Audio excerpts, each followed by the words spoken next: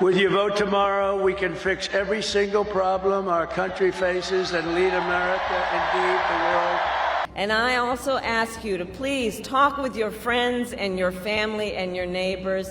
Share your perspective on why you took the time to be here this evening and why this election is important to you. Kamala Harris और Donald Trump ने अपना आखिरी पासा फेंक दिया है। दोनों ने वोटिंग से पहले अपनी आखिरी चुनावी सभा को संबोधित किया।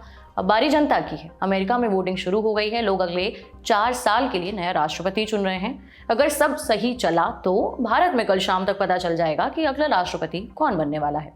इस बार दोनों उम्मीदवारों के बीच कांटे की टक्कर बताई जा रही है। दोनों की नियति 7 स्विंग स्टेट तय करने वाले हैं। जिसने भी इन 7 स्टेट में बाजी मारी वो होगा अमेरिका का अगला राष्ट्रपति। तो आज के शो में हम जानेंगे स्विंग स्टेट में किसका पलड़ा भारी है, ट्रंप या कमला के जीतने से दुनिया पर क्या असर पड़ेगा, और अमेरिका में मौजूद जानकारों से जानेंगे चुनाव के ताज़ा रुझान।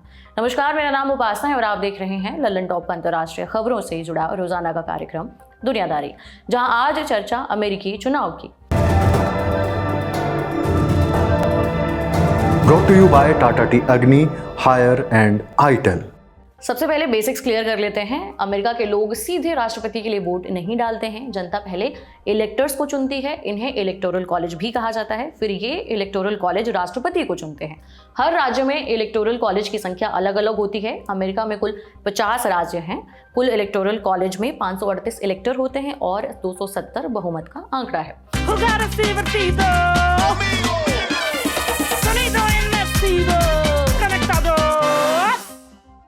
इनमें से ज्यादातर राज्य का वोट बैंक तय होता है, माने वो किस पार्टी को वोट देंगे ये लगभग तय होता है। लेकिन चंद राज्य ऐसे भी हैं जो कभी रिपब्लिकन को और कभी डेमोक्रेट्स को जिताते हैं। इनमें से 7 सबसे अहम हैं। आइए विस्तार से जानते हैं इन 7 राज्यों में चुनावी गणित।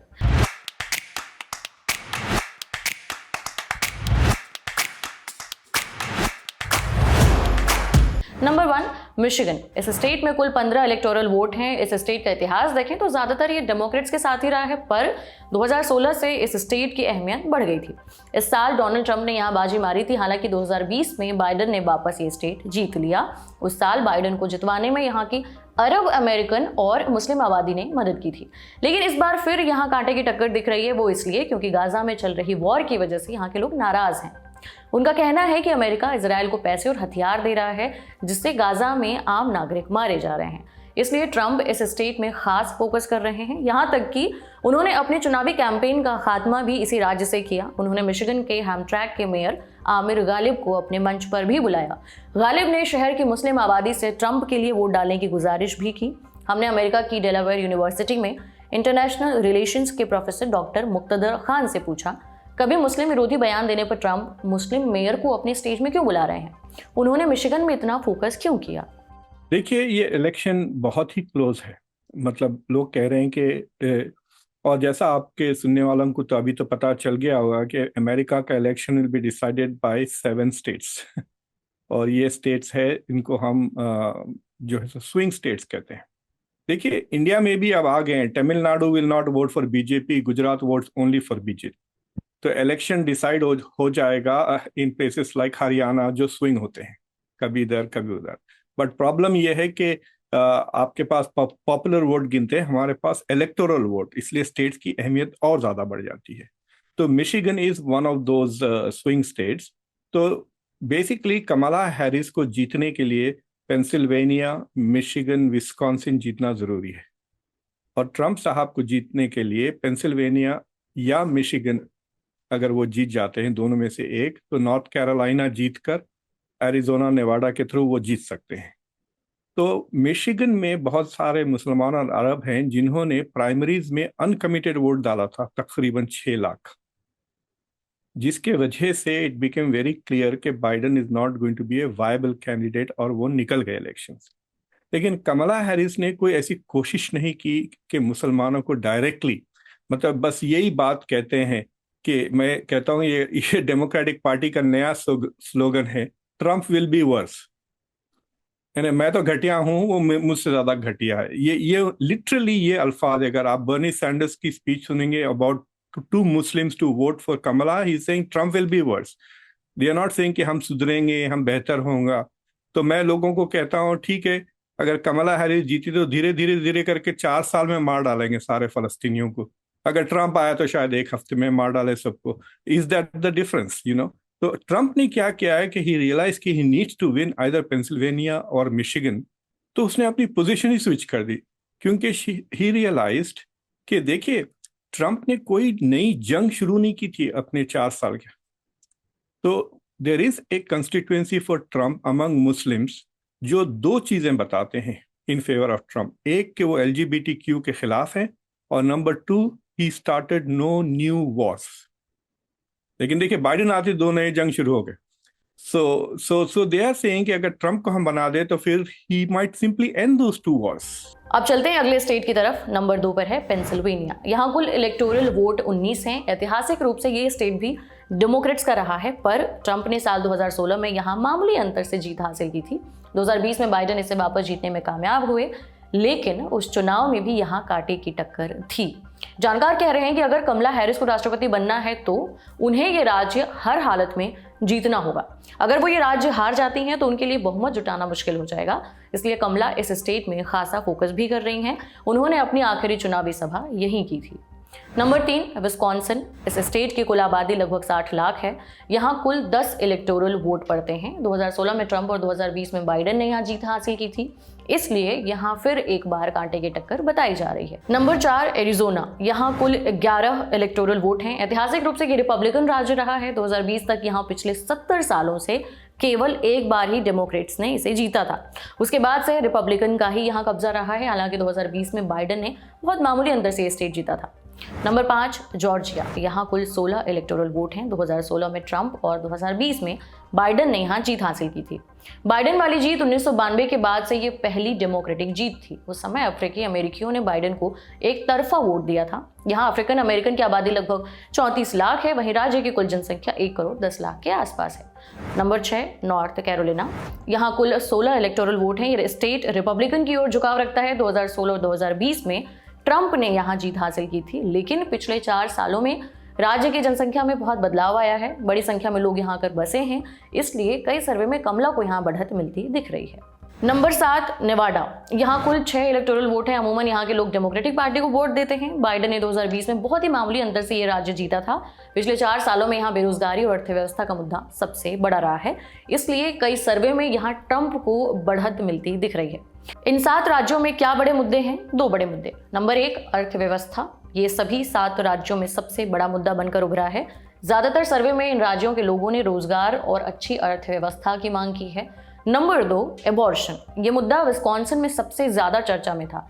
अर्थव्यवस्था के साथ लोग इसकी भी चर्चा कर रहे थे, इसलिए जानकार कह रहे हैं कि यहाँ कमला हैरिस को बढ़त मिल सकती है। इन राज्यों में इमिग्रेशन का मुद्दा बड़ा नहीं पाया गया। हालांकि गाजा में चल रही जंग मिशिगन के वोटर्स के लिए बड़ा मुद्दा बनकर उभरी है। जानकार कहते हैं कि इसका फायदा ट्रंप को मिल सकता है। ये तो हुए स्विंग स्टेट और उनके बड़े मुद्दे। अब देखिए दोनों उम्मीदवारों ने अपने आखिरी चुनावी कैंपेन में क्या कहा। डोनाल्ड ट्रंप की आखिरी रैली मिशिगन राज्य में हुई। ट्रंप ने अपने 2016 और 2020 के कैंपेन की आखिरी रैली भी मिशिगन में की थी। अपनी आखिरी रैली में ट्रंप बोले, अगर आपने कमला हैरिस को वोट किया तो आपको 4 और बरस परेशानी में गुजारने होंगे। सुनिए। If you vote for Lion Kamala, you will have 4 more years of misery, failure, and disaster our country may never recover from. We will make America safe again. And we will make America great again. I love you. I love you all. दूसरी तरफ कमला Harris ने अपनी आखिरी rally Pennsylvania में की। कमला ने Pennsylvania की जनता से कहा, आप ही लोग इस चुनाव की नियति तय करेंगे। सुनिए। And I also ask you to please talk with your friends and your family and your neighbors. Share your perspective on why you took the time to be here this evening and why this election is important to you. Encourage folks to make their voices heard because we need everyone to vote in Pennsylvania. And you will decide the outcome of this election, Pennsylvania. आपने दोनों उम्मीदवारों को सुना। अब समझते हैं आगे का रोड मैप कैसा होगा। इसका कोई निश्चित जवाब नहीं है। अमूमन वोटिंग वाली रात या अगली सुबह तक रिजल्ट बता दिए जाते हैं, लेकिन ऐसा हमेशा नहीं होता। इसका सबसे अच्छा उदाहरण पिछला राष्ट्रपति चुनाव ही है। वोटिंग के 4 दिन बाद जो बाइडेन को विजेता घोषित किया गया था। वहीं 2012 और 2016 में वोटिंग खत्म होने के कुछ घंटे बाद ही विजेता बता दिए गए थे। इस बार अगर सब कुछ प्लान के मुताबिक चला तो रिजल्ट भी जल्दी आ जाएंगे। भारतीय समय के अनुसार 6 नवंबर की शाम तक हमें पता चल जाएगा कि अमेरिका का अगला राष्ट्रपति कौन होने वाला है। वोटों की गिनती के बाद क्या हो सकता है, 4 पॉइंट में समझिए। नंबर 1, किसी राज्य में अगर वोटों का टाई हुआ तो वहां रीकाउंट करवाया जाता है। इसकी शर्त होती है कि अगर वोटिंग परसेंटेज आधा फीसदी या उससे कम है तो रीकाउंट होगा। जानकार इस बार का चुनाव बहुत टक्कर का बता रहे हैं, तो हो सकता है कुछ राज्यों में रीकाउंट हो। नंबर 2, ट्रंप जीतकर दूसरी बार अमेरिका के राष्ट्रपति बन सकते हैं। अगर ऐसा हुआ तो वो पिछले 130 सालों में एक बार हारकर जीतने वाले पहले राष्ट्रपति बनेंगे। इसके पहले 1892 में ग्रोवर क्लीवलैंड ने ऐसा कर दिखाया था। वो डेमोक्रेटिक पार्टी से थे। ट्रंप की जीत के लिए पेंसिल्वेनिया, विस्कॉन्सिन और मिशिगन ये 3 राज्य जीतना बहुत जरूरी होगा। नंबर 3, कमला हैरिस जीतकर अमेरिका के इतिहास की पहली महिला राष्ट्रपति बन सकती हैं। अगर ऐसा हुआ तो ये डेमोक्रेट्स के लिए बड़ी जीत होगी, क्योंकि उनकी उम्मीदवारी चुनाव के बीच में पक्की हुई थी। इससे पहले जो बाइडेन ही डेमोक्रेटिक पार्टी के उम्मीदवार थे। अगर कमला को चुनाव जीतना है तो उन्हें पेंसिल्वेनिया और जॉर्जिया राज्य जीतना जरूरी होगा। नंबर 4, रिजल्ट में देरी। जानकार कहते हैं कि डोनाल्ड ट्रंप अपनी हार स्वीकार करने के मूड में नहीं है। अगर ऐसा हुआ तो वोटों की फिर से गिनती के लिए कानून का सहारा ले सकते हैं, और अगर ऐसा हुआ तो रिजल्ट आने में देरी हो सकती है। जैसे 2020 के राष्ट्रपति चुनाव में बाइडेन ने जॉर्जिया में ट्रंप को 0.25% से हराया, जिसके बाद वोटों की पूरी तरह से गिनती की गई थी। ये तो हुई बात संभावनाओं और आशंकाओं की। रिजल्ट के बाद क्या होगा? एक बार जीत गए उम्मीदवार का नाम पता चल जाए, फिर आगे का प्रोसेस किया जाता है। अगले साल 6 जनवरी को नई अमेरिकी कांग्रेस की बैठक होगी। इसमें औपचारिक तौर पर राष्ट्रपति के नाम की घोषणा होगी। 20 जनवरी 2025 को जीता उम्मीदवार राष्ट्रपति पद की शपथ लेगा। अब चलते हैं एक्सपर्ट कॉर्नर की तरफ। हमने डॉक्टर मुक्तदर से पूछा कि कमला और ट्रंप के जीतने से दुनिया पर किस तरह का असर पड़ेगा, दोनों की विदेश नीति में क्या फर्क होने वाला है। देखिए, मिडिल ईस्ट में कोई फर्क नहीं आएगा। ये और बात है कि ट्रंप के जीतते ही शायद Netanyahu will agree for a cease fire, क्योंकि बहुत लोगों का ख्याल ये है कि नेतन्याहू इस जंग को लंबी इसलिए कर रहा है कि वो कमला हैरिस को हराने की कोशिश कर रहा है। यूरोप के तरफ बहुत फर्क आ जाएगा, because Trump will basically Ukraine को सपोर्ट नहीं करेगा, तो Ukraine will have to immediately make peace with Russia, यानी वो 20% जो रशिया ने कब्जा कर लिया है वो चला जाएगा। चाइना के तरफ कोई फर्क नहीं आएगा, इंडिया के तरफ भी कोई फर्क नहीं आएगा। पॉलिसी में खाली बात करने का तरीका बदल जाएगा। अगर ट्रंप आए तो वो गले वले मिलके वही चीज करेगा, कमला हैरिस आएगी तो वो ह्यूमन राइट्स, माइनॉरिटी राइट्स की बातें करके, लेकिन पॉलिसी वही रहेगी इंडिया की तरफ। चाइना की तरफ टैरिफ्स बढ़ जाएंगे, लेकिन ताइवान की तरफ मेरे ख्याल से ट्रंप की policy will be different from Kamala Harris. तो basically on Trump, on Ukraine there is a difference, बाकी कोई डिफरेंस। 5 नवंबर के सर्वे में कौन आगे चल रहा है? वहां रुझान आने कब तक शुरू हो जाएंगे? देखिए, एक तो ये है कि तकरीबन 30 से 35% वोटिंग ऑलरेडी हो चुकी है, अर्ली वोटिंग। जैसा मैं आपसे पहले कह रहा था, मैं ऑलरेडी 2 दिन पहले डाल चुका हूँ, मेरी बेटी तो 10 दिन पहले वोट डाल चुकी है। तो अबाउट 30% से ज़्यादा, यानी तकरीबन 75 मिलियन वोट्स पड़ चुके हैं, या तो एब्सेंटी बैलेट या अर्ली वोटिंग के थ्रू। तो उससे indications are not very clear, मतलब जिप कोड से, डेमोग्राफिक प्रोफाइल से आपके पास ऐसा सबूत मिल रहा है, यू कैन से कि डेमोक्रेट्स आर सर्जिंग या रिपब्लिकन्स, यानी डिसाइसिव नहीं है। दूसरी चीज़ ये है कि एक पोलिंग फेनोमेना हो रहा है which is very not very good, जिसको हर्डिंग कहते हैं। Herding, HERDING। उसमें क्या होता है कि पोस्टर्स सारे एक जैसे पोलिंग करना, यानी वो एक्चुअली लफ्ज यूज करते put a thumb on the weighing machine, तो वो बेसिकली डिस्टॉर्ट कर रहे हैं अपने पोल्स को, ताकि वेरिएंस ज़्यादा नहीं आए।